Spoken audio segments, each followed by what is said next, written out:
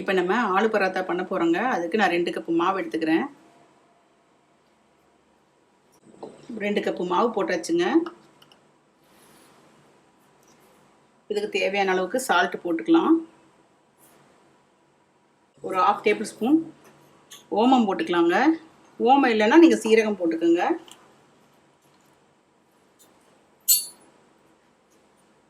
எண்ணெய் வந்து 1 table spoon எடுத்துருக்குங்க, சமையல் எண்ணெய்.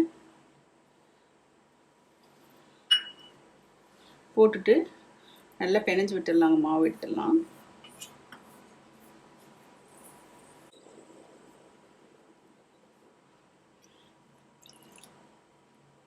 நம்ம சப்பாத்திக்கு மாவு பிணையும்லங்க, அதே டைப்பில்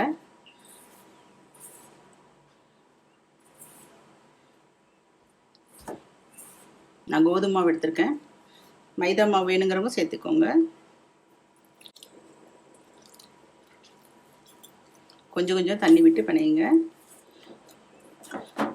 பாருங்கள், இந்த அளவுக்கு மாவு நல்லா இதாக பிணைஞ்சிக்கோங்க. நல்லா சாஃப்டாக பிணைஞ்சிக்கோங்க. ரொம்ப ஹார்டாகவும் இருக்கக்கூடாது, ரொம்ப லூஸாகவும் இருக்கக்கூடாது. பிணைஞ்சிட்டு நம்ம சும்மா கொஞ்சம் எண்ணெய், சமையல் எண்ணெய் மேலே அப்ளை பண்ணி அப்படியே வச்சுருவோங்க. ஒரு 1 மணி நேரம் ஊறட்டும் மாவு. பாருங்கள், உருளைக்கிழங்கு இந்த சைஸில் 3 உருளைக்கிழங்கு எடுத்துருக்கேன். நல்லா கழுவிட்டு தண்ணி பாருங்கள் முழுகிற அளவுக்கு போட்டு நம்ம மூடி போட்டு வச்சிடலாங்க. ஒரு 4 விசில் வரட்டும். 4 விசில் வந்ததுக்கப்புறம் ஆஃப் பண்ணிவிட்டு பாருங்கள், ஃபுல்லாக ப்ரெஷர் போனதுக்கப்புறம் நம்ம வெயிட் எடுத்துடலாம். வெயிட் எடுத்துட்டு பாருங்கள் உருளைக்கிழங்கு எப்படி வந்திருக்குன்னு பாருங்கள். இந்த அளவுக்கு வெந்ததுக்கப்புறம் நம்ம தோல் எடுத்துட்டு நல்லா மசிச்சுக்கலாம். பாருங்கள், உருளைக்கிழங்கு தோல் உரிச்சிட்டு நல்லா மசிச்சு எடுத்துக்கிட்டோம். இதில் ஒரு 1/2 டேபிள் ஸ்பூன் காஷ்மீரி மிளகாத்தூள் போட்டுக்கலாங்க. இல்லைன்னா வெறும் வரமிளகாத்தூள் கொஞ்சம் போட்டுக்கோங்க. சாட் மசாலா ஒரு 1/2 ஸ்பூன் போட்டுக்கலாங்க. ஒரு 1/2 ஸ்பூன் கரம் மசாலா தூள் போட்டுக்கலாங்க. ஒரு பச்சை மிளகாய் நல்லா பொடியாக கட் பண்ணி வச்சுருக்கேங்க, அதுவும் போட்டுக்கலாம். கொஞ்சம் கொத்தமல்லி தழையும் போட்டுக்கலாங்க. நல்லா பொடியாக கட் பண்ணி வச்சுக்கோங்க. போட்டுட்டு நல்லா கலந்து வச்சுக்கோங்க. இப்போ ஸ்டஃபிங் ரெடி ஆகிடுச்சுங்க.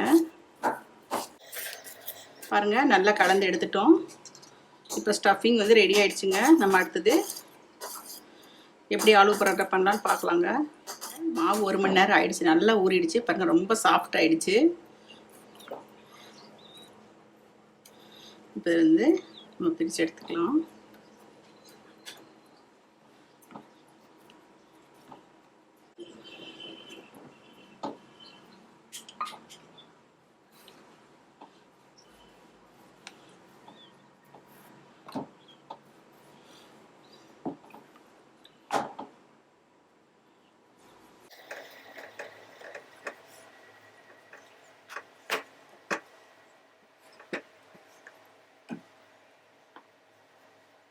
ஸ்டஃப் பண்ணி வச்சுருக்கிறது பாருங்கள், இவ்வளோ எடுத்துருக்கிறேன். சென்டரில் வச்சுக்கலாம். வச்சுட்டு இதை அப்படியே மடிச்சுக்கிட்டே வரலாம். மடிச்சுட்டே வந்துட்டு பாருங்கள், நல்லா அப்படி திருப்பிட்டு நம்ம இந்த மாவு எடுத்துடலாம்.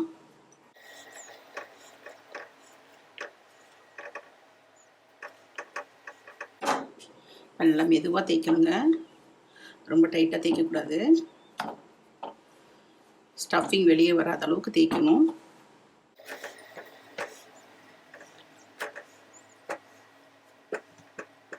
பாருங்கள், தேய்ச்சாச்சு. இப்போ நம்ம பேன் வச்சு போடலாம். பாருங்கள், கொஞ்சம் நெய் போட்டுக்கலாம் ஃபஸ்ட்டு.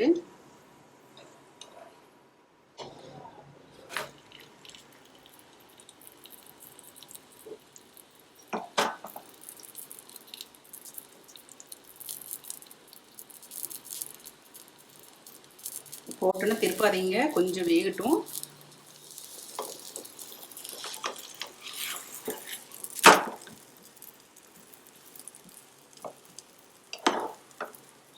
லைட்டாக நம்ம மேலே போட்டுக்கலாங்க.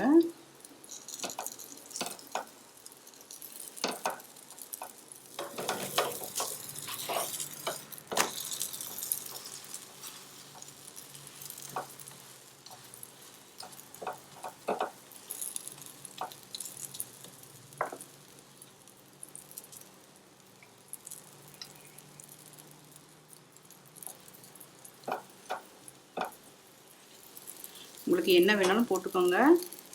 நான் நெய் போடுறேன்.